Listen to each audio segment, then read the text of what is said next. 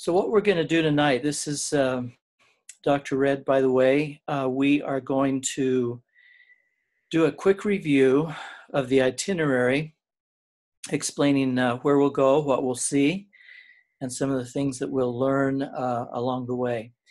And what I'm going to do is follow through on this PowerPoint is kind of a visual review of these places that we'll visit.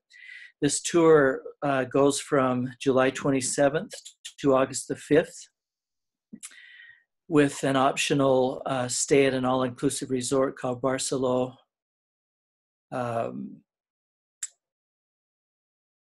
Maya Colonial.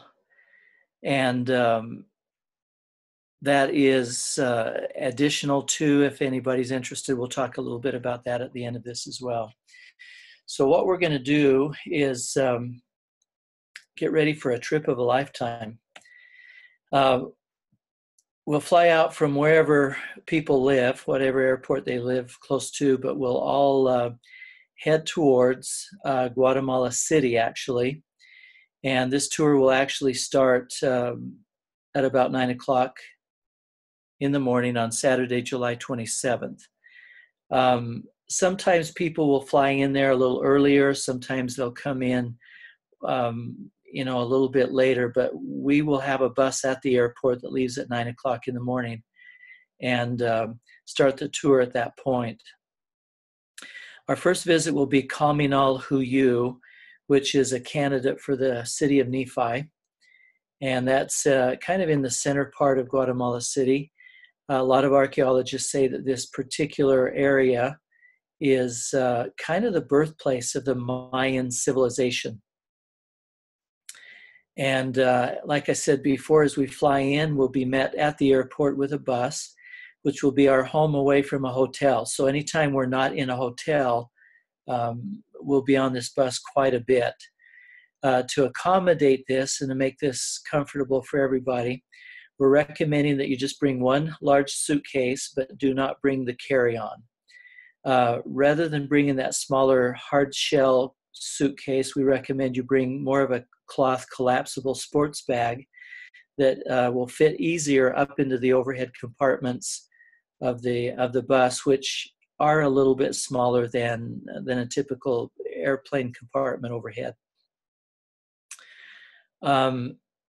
One of the things that we'll give each of the participants is a fanny pack, or a waist pack, they're sometimes called, that has a water bottle carrier.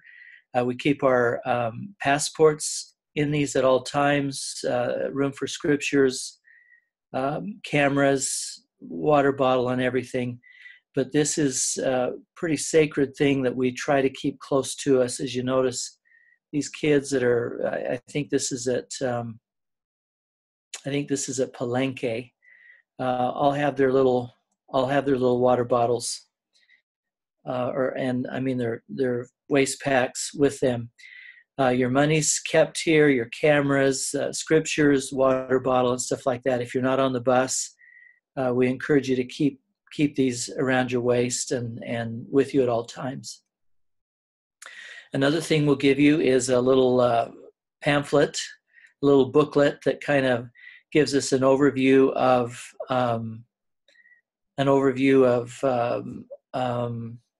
every site we visit, historical information, scriptural information, as well as correlations between Book of Mormon and some of the cultural things that we see in each of the sites there.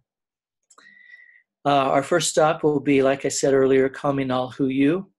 We'll visit one of the ancient temple mounds, which look like this all over. You see these all over everywhere. They're just unexcavated temples. And then we'll go to one that has been excavated that dates to the time of the Book of Mormon. And these are the ruins of what they feel like may be, the temple of Caminal Huyu.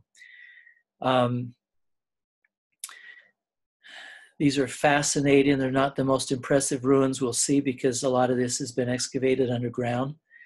But usually at the end of each, during the part of each of these sites that we visit, we'll gather together like this and do a little presentation. And the presentation for Caminal Huyu will be will be having to do with we lived after the manner of happiness. So after visiting the temple of, or a couple of temples in Kalminalhuyu, we'll talk about how important those temples are for our happiness. And then we will probably end up going to the Guatemala City Temple. And after that experience, we'll perhaps, if it's open, have a chance to visit the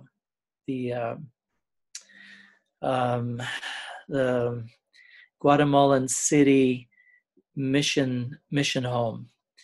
It's called the Centro Capacitación Misional, Guatemala City, MTC, basically. After that's over, we will have had a pretty long day and a long flight before, but we'll have our first big dinner together. And these dinners are fun, gives us a chance to everybody kind of get together. And usually in Guatemala City, wherever we have that first dinner, they are excited about having the gringos in town, and it's usually a fun event. They usually have some mariachi people over there playing and some good food, and that'll be our first Guatemalan dinner. We'll stay the night at a hotel there in Guatemala City, and the next morning we'll get up and head towards the beautiful Lake Atitlan. On the way, we'll see a lot of this. Things will change a little bit. People carrying a lot of heavy loads on their backs. Women dressed in very bright colors and carrying some of their wares on their head. And then we'll have a neat experience of attending church at the chapel in Patsassia. And we won't go into this tonight, but this is where Randall Ellsworth was in the earthquake, and a beam on the stage where he was sleeping came down, pinned him to the ground, paralyzed him. That happened back in 1967, and had some interesting miracles that happened that allowed him to go back to Guatemala City and finish his mission. But that's where this all happened, here in the Patsassia Chapel. We'll have an opportunity that is unforgettable to listen to these kids sing. Sometimes they'll sing in Spanish. One time we were there, they were able to sing in their native Cachiquel language, which was just unbelievable to hear these little kids singing I Am a Child of God in that native language. But these kids are just absolutely beautiful, and we sing Popcorn Popping on the Apricot Tree with them, and all sorts of fun little things that are just precious. And these little faces, these kids that you'll see there in Patsassia are pretty indigenous. They come from the highlands, have not mixed a lot with the European people. And as I look at these little faces, they're probably as close to the faces of those little kids the Savior blessed when he was in this area.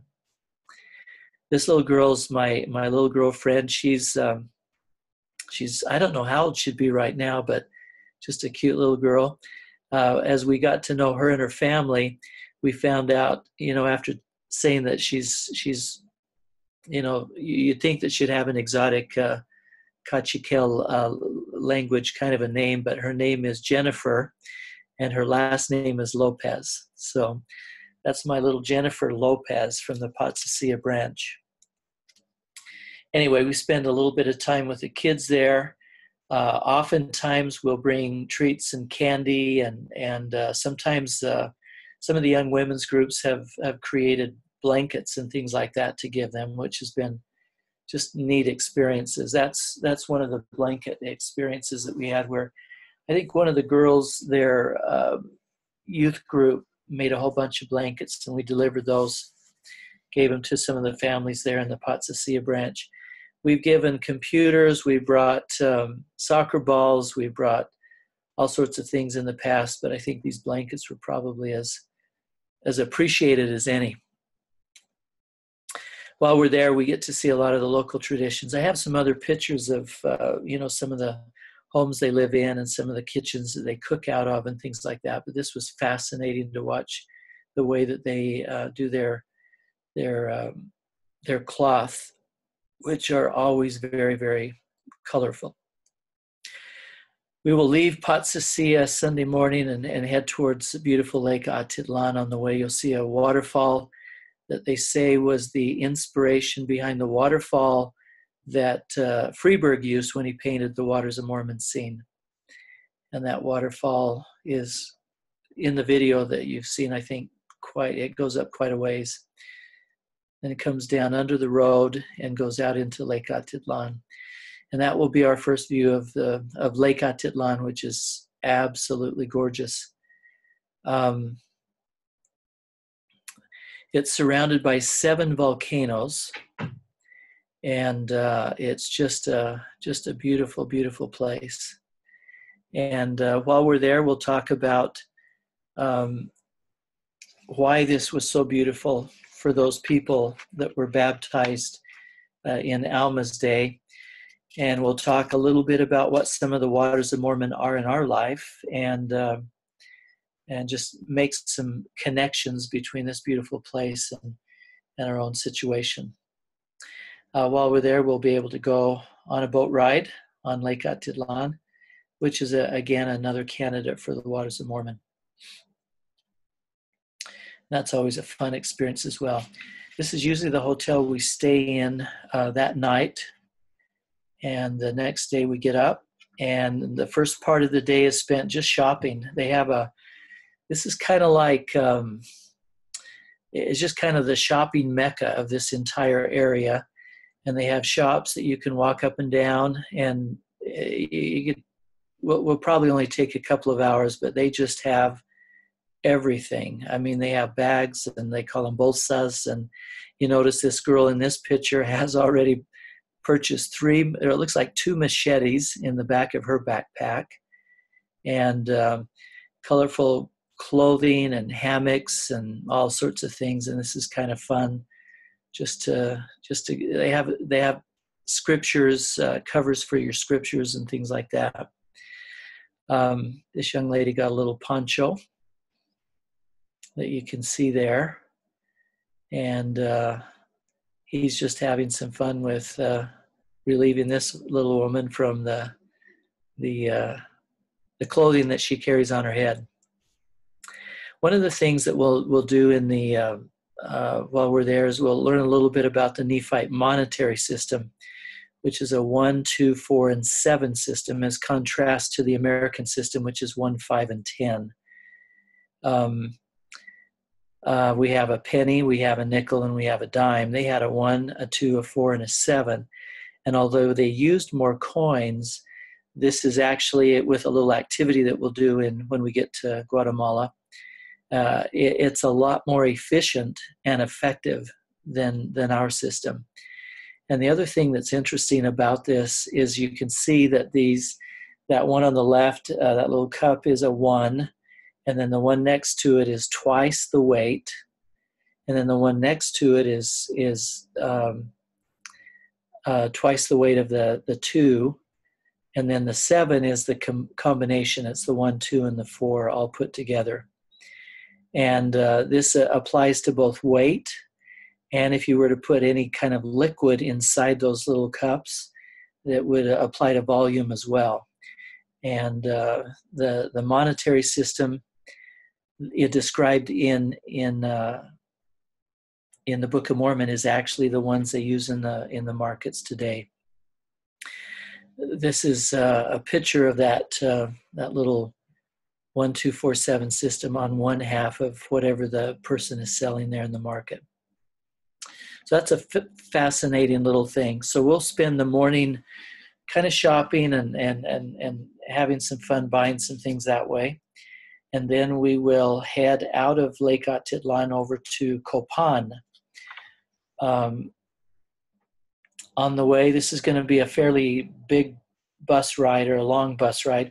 We do have, if we get 30 or more participants, we usually have restrooms on the bus, and there are usually video screens that we can watch. So lot of fun things that we'll do on the bus as well. But on the way to Copan, we like to stop at what we call the Place of Arms, or the Obsidian Mine Mountain. This is an entire mountain of obsidian.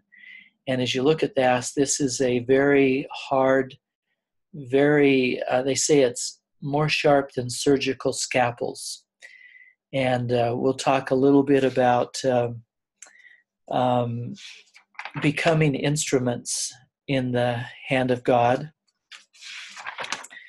and talk a little bit about the war clubs that the ancient Mayas made that can take off a horse head with one swing. How this glass substance is created through heat and cold. And then we'll talk a little bit about how we are like obsidian when it comes to being effective instruments in the hand of the Lord. Then we will arrive in Copan. This is usually the hotel we stay at there. And it's a very nice hotel with a nice little swimming pool. And we'll probably take advantage of that pool the night before we go to bed. The next morning we'll get up and we'll visit the ruins of Copan, which are, again, world-renowned. We will visit the longest hieroglyphic staircase in Mesoamerica. You can see in that picture down there where the people are, there's a ball court. And then just to the right, there's a big canopy that covers that hieroglyphic staircase. And that's what that looks like today. That thing is like a gigantic library. And right up top, I don't think I've got the right picture here, but there is a Star of David up there, which is kind of interesting as well. Also in Copan, we'll visit the Cougar of Copan, which is kind of similar to the BYU Cougar. And we always like to get the guys flexing their muscles and posing in front of Cougar Copan. While we're there, we'll see how these civilizations built on one upon another. And so the things that date to the time of Book of Mormon are usually 1 or 2 levels below the level that we're actually walking on right now. But this has got quite a history and dates right back to the time of the Book of Mormon as well.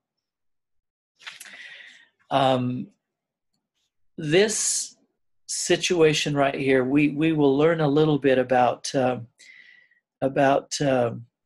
living quarters, about the purpose of these steps. You'll find these they're kind of like a little plaza, but around each of these plazas are the places, the beds where the people slept. But during the daytime and their cooking and everything else would have happened right out here in the plaza. Now these steps become very sacred to me because of the fact that this is where most of those stories that Alma shared with his sons and Helaman shared with his sons, I would imagine that most of those great lessons of life took place on steps like this. So fathers, sons, and lessons of life that were taught on these steps were pretty profound. Many of the lessons that we read in the Book of Mormon perhaps occurred in situations just like this. They didn't have eloquent or real large homes. Cooking was done outside, and most of the socializing was done in these areas as well. So again, this is a beautiful picture of some of those steps, but these steps to me are just filled with memories and lessons, and a lot of things were taught on these steps through these stairways.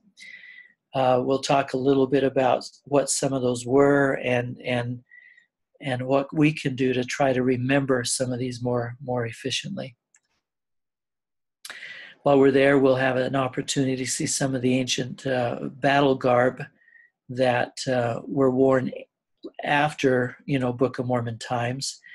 But we do know that Moroni, Captain Moroni, was the first one to initiate um, uh, putting on armor when soldiers went to battle. Prior to that, they were kind of battling it out in their loincloths. But Moroni was the first one to start armoring and putting armor on. So we don't know that this dates to the time of Captain Moroni, but we know that this idea originated from him. And there's evidence of this kind of stuff all over the place today.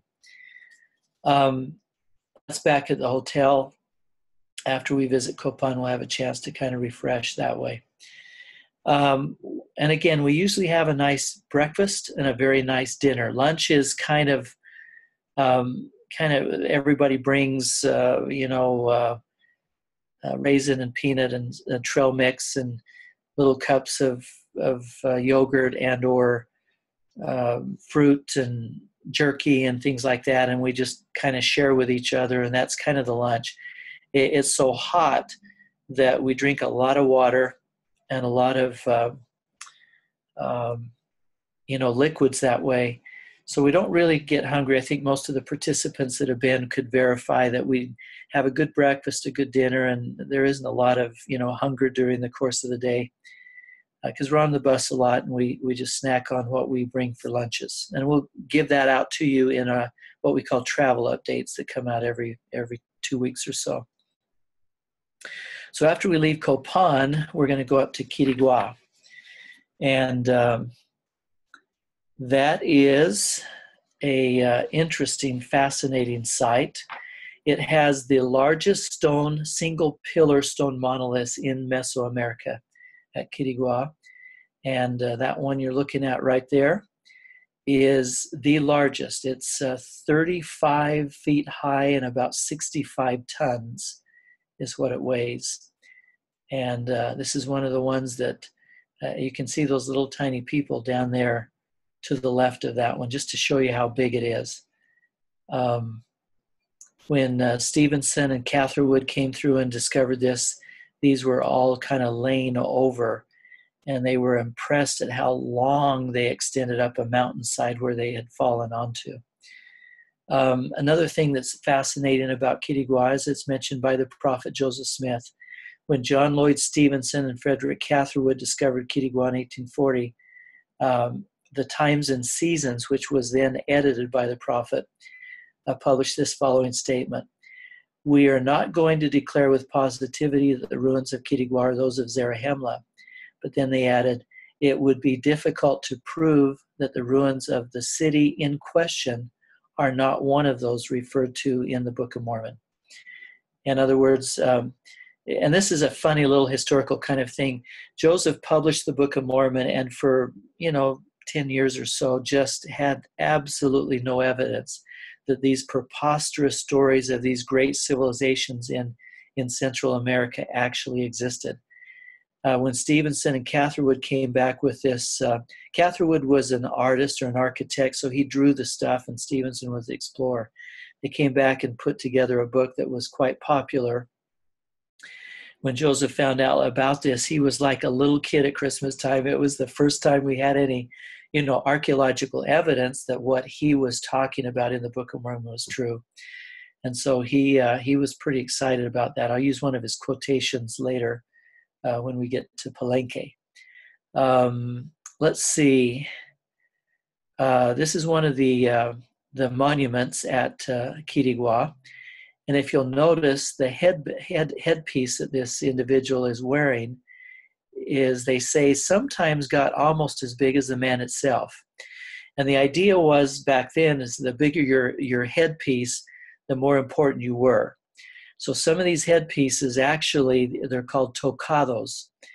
Like this one right here is almost as tall as the man himself. And that means that he was a very, very important dude. And after we visit some of these stone monoliths, which are, nothing like them in Mesoamerica, and look at some of these replications of the tocados that these kings wore, we'll sit down and talk a little bit about Mormon's question, why do you adorn yourself with that which has no life? And talk a little bit about what was it that that caused the destruction of this great Nephite civilization. And in Mormon 8:27, he says, pride hath proven their destruction. So we're going to talk a little bit about, obviously, President Benson's wonderful talk, and what is the name of the celestial tocado that we ought to wear or adorn ourselves with, rather than some of these physical ones. After we leave Quiriguá, we will drive to Tikal and stay in a hotel there, and then visit Tikal for one entire day. We're going to walk a lot this day. Tikal's fascinating. They say, I think we could spend 3 days at Tikal, and they say that we've excavated about 5% of everything that is actually there. So this place was massive, and it's probably one of our best evidences of some of the phrases in the Book of Mormon, that the people did grow and multiply and fill from the west coast to the east coast, and East Sea into the West Sea and stuff like that. This is also notoriously popular because of this is where that Star Wars, I think it was Star Wars 4, was filmed in the Amazon, or in the jungles of Tikal here, looking out at Temple 4. 4,000 years ago, we were the Big Apple. And it is true. This place is amazing. This is a picture taken from an individual who's reading King Benjamin's talk down to that group of people in the bottom. And without a microphone, you can hear him say, my brethren, all ye that have assembled yourselves together, you that can hear my voice, which I shall speak unto you this day. He's quoting King Benjamin in 124 BC, but Trent Walker in 2002 AD's doing that little talk. And you can actually, the acoustics there are so amazing that you can actually hear him as if he has a microphone in his hand. That's the view, and I apologize for not having it, but these kids are sitting on the steps looking out across the jungle at the tops of the ruins that poke out of where George Lucas filmed his Star Wars 4 edition, or whatever that was. Fun experience. This is the Lost Temple, they call it. This little guy right here, this big guy right here, has a flat top, and on that flat top you can still see the post holes of what was then the sanctuary of the temple. We'll talk a little bit about the evolution of temples in Mesoamerica and that, but anytime you find somebody that, or one of these that has a flat top, it's usually because there was a sanctuary built on that, that top part. If you read your Book of Mormon very carefully, Nephi and Jacob both went up to the temple to speak to their people. And I can see him ascending stairs like this, and then all the people were assembled down below, like in that previous slide that I just showed. Excuse me. This guy, this particular pyramid, though, dates to the time of the Book of Mormon, and would have endured the earthquakes that were mentioned at the time of the coming of the Savior. So this little guy right here has been around for a while, and it's just fun to visit. During our time here, we will see a lot of these. This is an ancient Mayan bed. This is where they slept, and they would obviously put furs or cloth or something on the top of that. But we'll talk a little bit about their homes, their smoke, their little smoke cavities that they have to keep the gnats and the mosquitoes and other things like that away.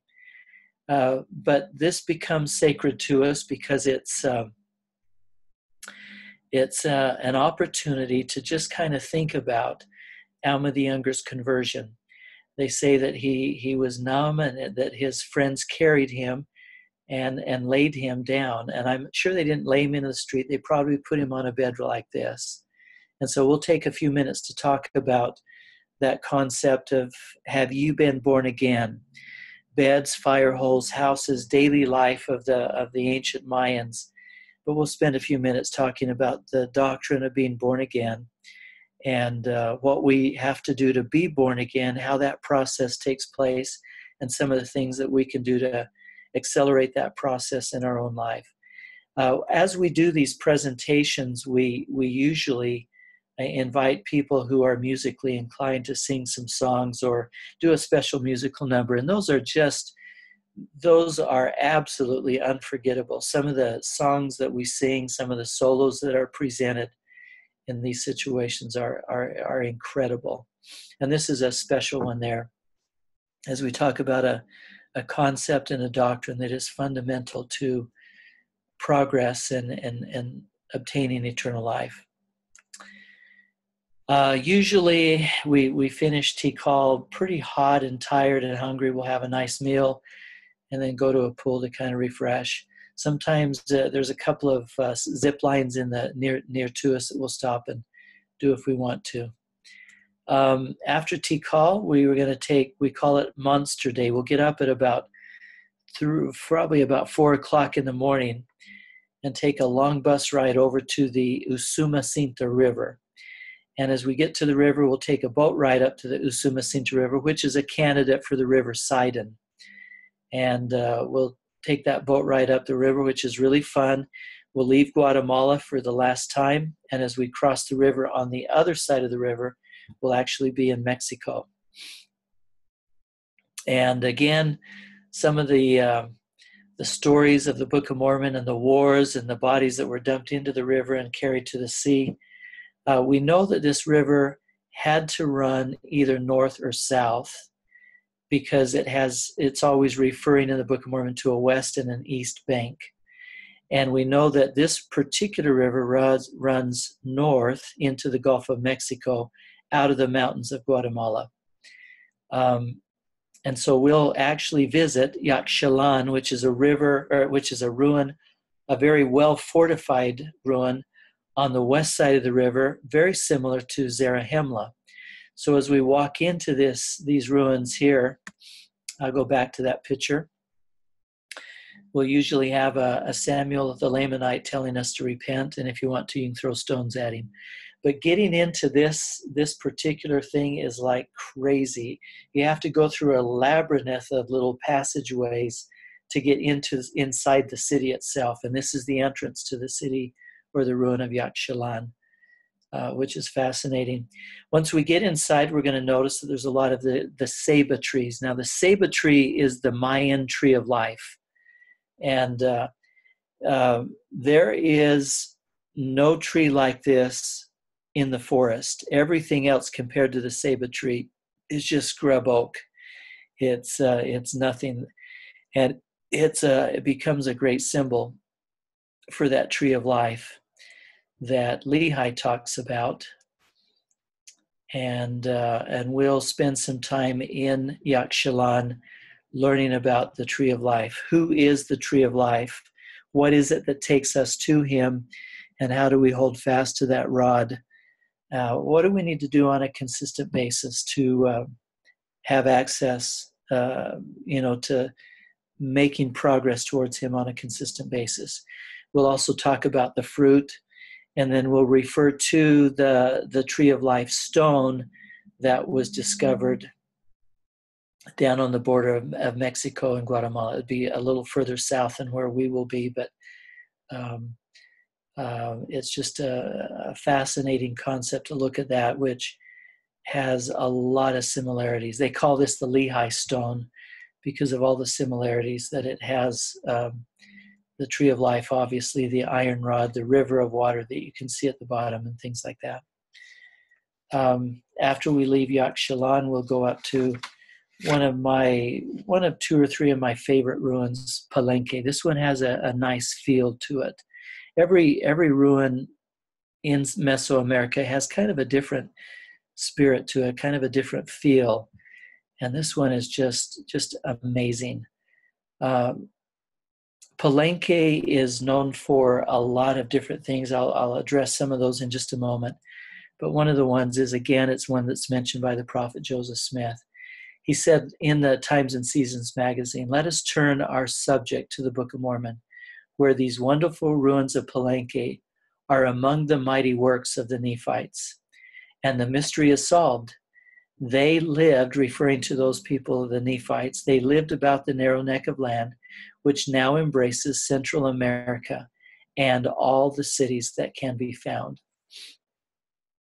So Joseph again mentions Palenque by name as a Nephite city. This right here is the largest burial monument in America. North, South, and Central America, there's nothing like it. This is the burial monument for Pakal.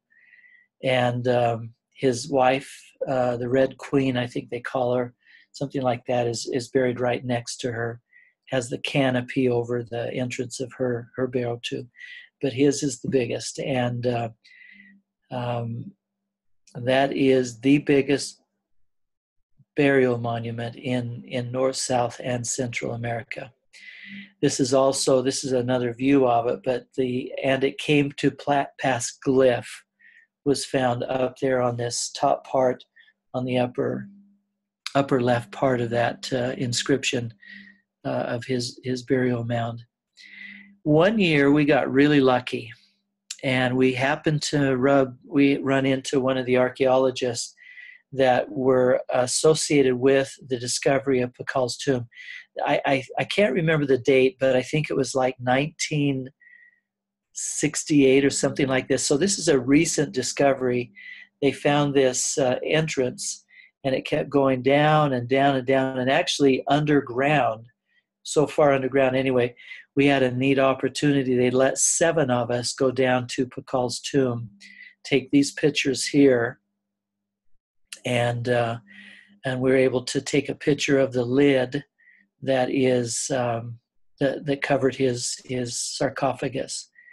Now this lid has been replicated, and it's in a museum in Palenque, which you can look at. But this is the actual tomb where his body was found, with a lot of guards, and obviously that had died guarding the way into that burial tomb as well. I believe they have Pakal's head in the museum in Mexico City, and the rest of his bones are, I think, in the museum in Palenque. After we visit that, we'll go over to what I consider probably my favorite. This is the citadel or the tower.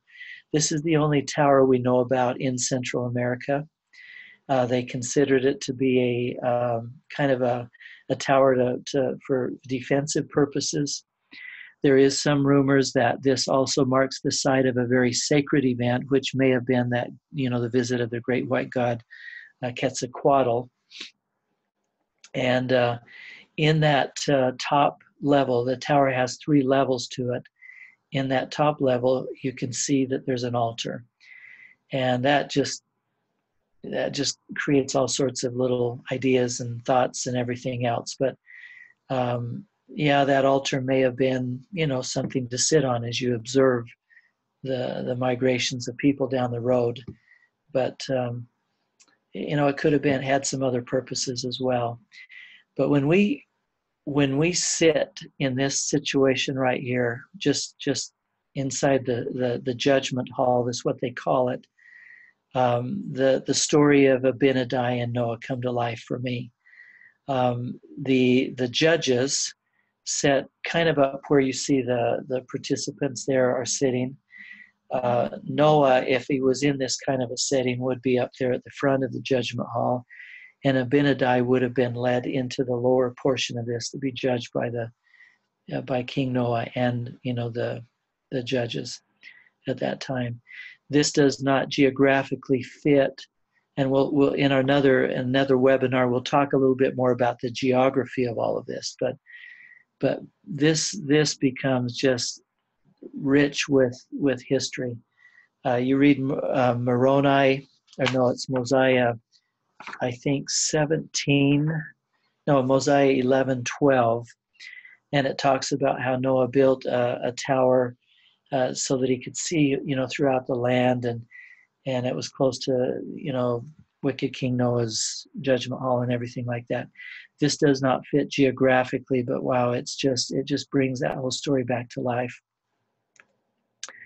And again, you notice all of them have their little hip packs on still, like they should have. So they have their water, their money, their anti-mosquito spray or whatever. This is an ancient toilet in Palenque that had actually running water. The water drains right through this from a higher spring down into a river that takes it out into the lowlands. So just a fascinating 4,000-year-old toilet. And these are some of the waterfalls coming out of the ruins of Palenque that lead down to where the beautiful museum is. And by the way, entrance into the museum and into all of these parks, which can be kind of costly, are all included in the package here. This is a Quetzal bird, and we'll talk a little bit more about the symbolism between this bird right here on the right and the great god Quetzalcoatl. Let's go to the waterfalls, Missile Hall Falls. This is up the road a ways from the ruins of Palenque, but we'll have an opportunity to jump into that water. It looks cold, but it's very cool and just a neat place. Sometimes the waterfall looks like this. Sometimes it's a little bit more intense, and sometimes it, depending on how wet the season has been. One year we went, this is what that waterfall looked like. It was just pure mist. You could hardly see anything down at the bottom. And we'll have a chance to go swimming and pose and take pictures and have a lot of fun that way. When we leave Palenque, we will go over to another one of my favorite ruins, which is called Becan. This particular ruin has a moat dug all the way around it, although the archaeologist who designed this did not intend for this moat to be filled with water. The archaeologists all agree that it was a dry moat that dates to the time of Captain Moroni. It had 4 or 5 different entrances into the city, but it was a fortification and it was a dry moat that they say looked like this anciently. So around the city, you have several of these entrances that were, according to the Book of Mormon, heavily fortified. The only other way, other than going this way and getting your head kind of thumped on a bad one, would be to go up this wall, which you can see is about probably 10 or 15 times as high as the man himself, and that would have been futile as well. But this is not an LDS rendition. This is a legitimate archaeological sketch of what the fortification around Becan would have been like. Now, this dates to the time of Captain Moroni, and if we're accurate in our dating, we know that those Lamanite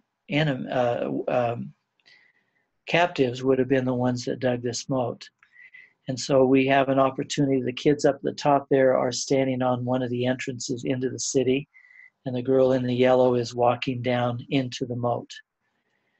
Those girls down there, again, there's only 2 ways in. One is the entrance way that way, or the other one is coming right up the hill here. And those 3 girls are storming the castle with their slings and stones, I guess, is what they have. But that just brings back to life some of these stories in the Book of Mormon. And we'll spend some time before we even go into the ruins themselves, talking about fortifications that we need in our life to keep us safe the way Captain Moroni. He did not lose one warrior in this battle because he was so well fortified and prepared. And we'll talk about the preparation that we can make and some of the things we can do to keep ourselves safe this way. And then this is probably my favorite experience of the entire trip. We will go to an open plaza like this, which is very similar to the one that the Savior may have appeared in. We will have our own little meeting. We'll send you out, let you read your patriarchal blessings and some other things on your own by yourself. And then we'll come back and talk about a wonderful principle about how he loves us one by one. And this they did do one by one. We'll talk about his individual ministry to the children, his individual ministry to the adults that came. And we'll have a sacred opportunity just to share and talk about and contrast some of the things that may have happened in a very similar setting to this right here. Sometimes it gets a little bit rainy, but most of the time it's very, very pleasant and just a sweet experience. And I think some of you have heard this before, but after one of these experiences, one of the girls came back, and as part of her, just her comments that she was sharing with the rest of the group, she made this comment: I've been looking at these ruins for 10 days now. They're magnificent. They're amazing. They're spectacular. I've been inspired. I've been motivated. But I've also been a little frustrated. And I remember when she said that, I thought, what? Really frustrated? What's going on? And then she said, I'm frustrated because these are empty. They are silent. They are desolate.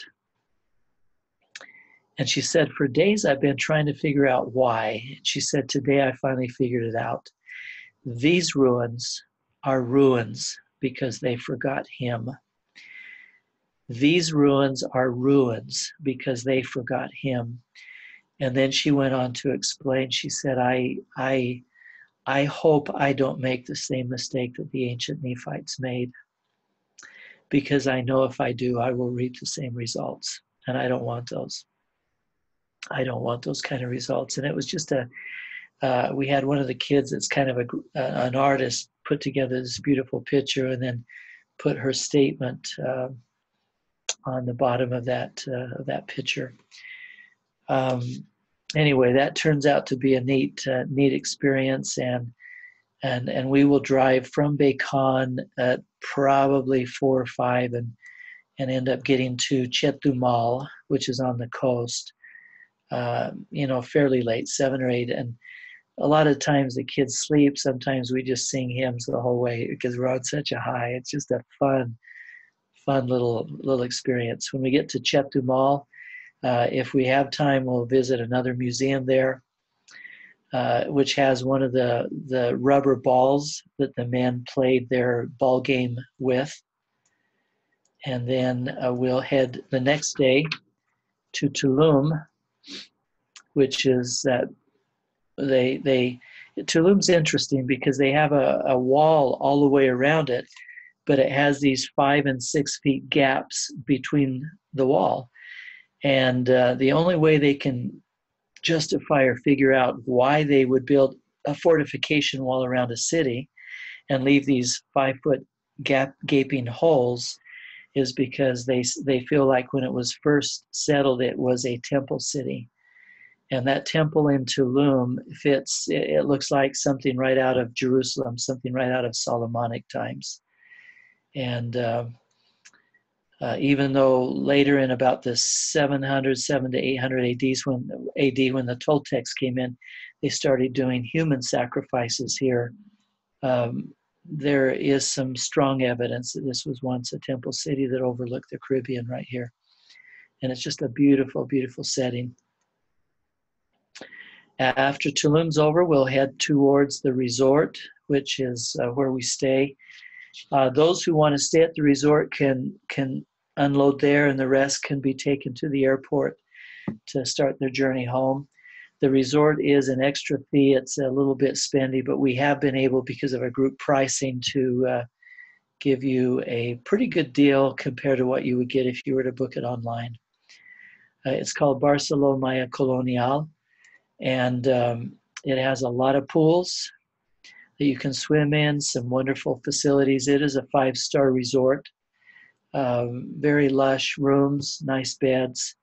But the fun thing is you can just eat all you want, as much as you want, pretty much around the clock. They have these wonderful buffet restaurants.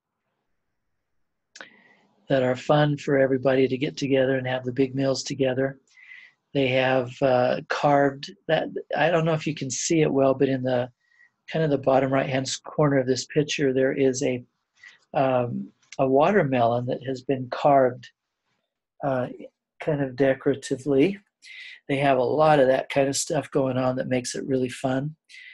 And then they have 7 or 8 specialty restaurants. You can eat Italian, you can eat Mexican restaurant. They have a beef and steak and potato restaurant, a Western restaurant, and you have to get reservations for this. But each night that you do, you can go and they make you dress up. So you can't wear sandals and shorts, but you dress up, go in and have a 7-course meal free of charge. It's all part of the fee that you pay. And again, you can swim. You can get hamburgers and chips anytime you want. You swim over to this little place there. You get virgin pina coladas right out of the pool. It's just fun. You can swim. You go to the beach. You can snorkel. You can paddle boat. You can do your paddle boat or your kayaking. You can do the sailboard. You can do water. This is some of our girls doing water aerobics, I think is what they were doing that day, which is really fun.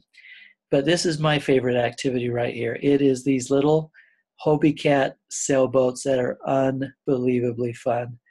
They're just, you just slip through this crystal clear water. You see sea turtles. You can see the bottom, 5 or 6, 7 feet down.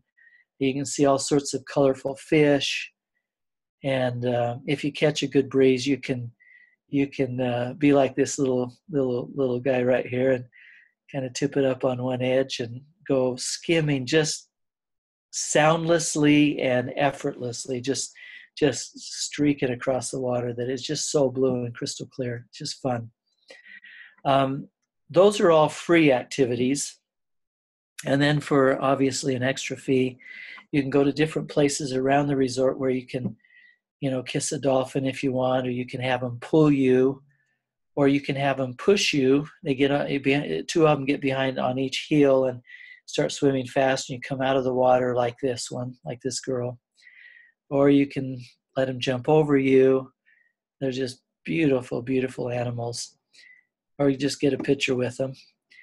For an extra fee, you can do the sail on the back of a boat. You kind of come in. You don't hardly ever get wet. You just come up and you come out. Sometimes they'll have a little seat that you can sit in rather than being just harnessed in that way. You can take trips to Chichen Itza. You can take trips to Xcaret, which is another water park with a lot of underground cenotes. It's kind of like an underground river system. One of the things they do at Xcaret that's very popular is they do a program giving you a history of Mexico, but also they replicate that Mayan ball game and show you how they would have played that, which is fun to watch. And then we load on the plane and head home. The 10-day trip is what all the fees and everything are paying for. If you want to stay at the resort, I think our best price is about $115 $115 per night per person. Haven't checked out the price for little kids yet, but we'll find that out for you later. And last slide here is you can just insert yourself in the picture, or you can just insert yourself in the tour if you want to.